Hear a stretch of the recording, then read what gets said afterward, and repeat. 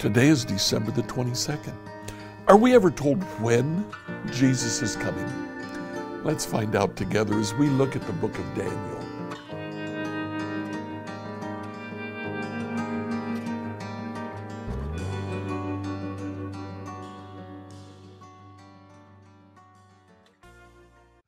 One of the most common questions when we talk about the coming of Jesus is, when will it take place? The disciples ask that, and just about every generation since then has asked the same question. We are actually told when it will take place. The book of Daniel, Daniel chapter 7, Daniel has, first of all, he narrates a series of experience that he had as he was exiled from Jerusalem to Babylon.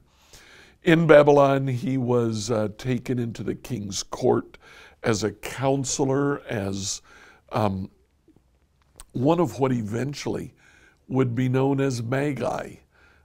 Daniel was one of the spiritual predecessors of the Magi that came to visit Jesus at his birth. So Daniel, while he was being groomed to be one of those wise men, first narrated experiences he had in Babylon, and then he told of several visions that he had. In chapter 7, verse 13, as my vision continued that night, I saw someone like a son of man coming with the clouds of heaven. He approached the Ancient One and was led into his presence. And he was given authority, honor, and sovereignty over all the nations of the world. So the people of every race and nation and language would obey him. His rule is eternal. It will never end. His kingdom will never be destroyed. Now, Daniel uses Son of Man as a title for this figure of the Messiah. It's the same way that Ezekiel referred to himself in his prophecies. There's a focus on the Son of Man being indeed a man. Daniel has some other visions, and in chapter 9, starting to read now, in verse 24, Daniel has a vision and an actual time is given. A period of 70 sets of 7 has been decreed for your people in your holy city to finish their rebellion, to put an end to their sin, to atone for their guilt, to bring an everlasting righteousness, to confirm the prophetic vision, and to anoint the most holy place. Now listen and understand. 7 sets of 7 plus 62 sets of 7 will pass from the time the command is given to rebuild Jerusalem until a ruler, the Anointed One, the Messiah, comes. Jerusalem will be rebuilt with streets and strong defenses, despite the perilous times. 70 sets of 7 weeks, 490, the first return from exile. The decree to rebuild Jerusalem occurred in 487 BC. Boy, that sure seems like it coincides with that 7 sets of 70, doesn't it? So we see that playing out. Daniel's vision continues. After this period of 62 sets of 7, the Anointed One will be killed, appearing to have accomplished nothing, and a ruler will arise whose armies will destroy the city and the temple. If you know your first century history, after Jesus' death, which occurred in about 30 AD, we have the passing of about 90 years.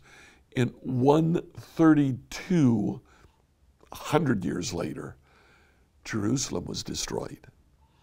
In 70 AD, the temple was destroyed. The end will come with the flood, and war and its miseries are decreed from that time to the very end. The ruler will make a treaty with the people for a period of 1 set of 7, but after half this time he'll put an end to the sacrifices and offerings. And as a climax to his terrible deeds, he will set up a sacrilegious object that causes desecration until the fate decreed for this defiler is finally poured out on him. This is apocalyptic literature. It's literature that is hidden. It's mysterious. Its meaning is paradoxical. It's hard to know exactly what Daniel is talking about. But he speaks clearly, first of all, of the time that Jesus' first coming would happen. And he about nails it on the head, 490 years after Jerusalem is rebuilt. The Messiah comes. Then he says that Messiah will die. The anointed one will be killed. The city will be destroyed and the temple will be torn apart. All of that took place within 100 years after Jesus' death. For us today, we sit between the first coming and the second coming of Jesus. So it's easy for us to look back and say, oh, that's the first coming, and then look forward and say, well, that refers to the second coming. But Daniel sits on the other side of the first coming. So when he looks into the future and he sees Jesus coming, it's not as clear to him that there's a first and a second coming. Those two things kind of blend together. They merge together. He prophesies about both comings and doesn't really make a distinction. We see that distinction today. Are we to know the date that Jesus comes? Yeah. Daniel told us the date, 490 years after Jerusalem is rebuilt. What he didn't see as clearly is that there were two comings. The first when the Messiah came to die, and the second when the Messiah comes to reign supreme. When does that take place? That's not quite so clear. We live in anticipation of that day. I encourage you today to spend time looking back at Jesus' first coming and then ahead at the coming that has yet to take place.